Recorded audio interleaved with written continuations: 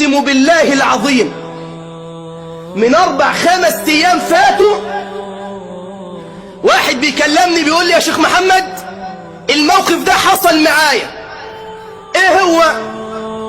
بيقول كان له عم وولاد عمه، الراجل ده فاتح ورشة نجارة شغال نجار. بيقول يا شيخ اتهموني بالسرقة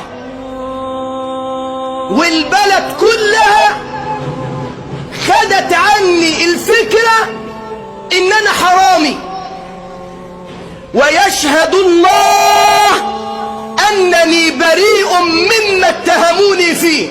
قلت له والله يكفيك ان الذي يعلم براءتك وصدقك هو من؟ يا اخي كفاية انك انت مظلوم امام ربنا سبحانه وتعالى وجل في علاه. اسمع، بيقول يا شيخ عمي ده في مرة من المرات معدي من قدام الورشة، فقلت حسبي الله ونعم الوكيل فيك. وخلي بالك اوعى تظلم حد يكون سلاحه الوحيد حسبي الله ونعم الوكيل. اوعى تظلم حد يكون سلاحه الوحيد حسبي الله ونعم الوكيل.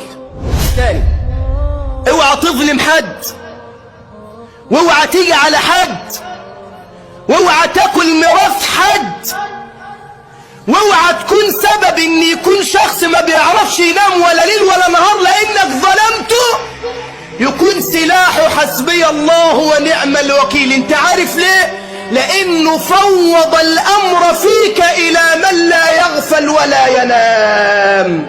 تخيل كده انت لما تقع في مشكلة وتروح لواحد صاحب منصب، تروح لواحد كبير بلد، اللي عمل المشكلة معاك بيخاف. ليه؟ يقول لك يا عم ده راح لفلان الفلاني. فما بالك أنه فوض الأمر فيك إلى الجبار سبحانه وتعالى وجل في علاه. الراجل بيقسم بالله بيقول يا شيخ محمد عدى من قدامي فقلت حسبي الله ونعم الوكيل فيك.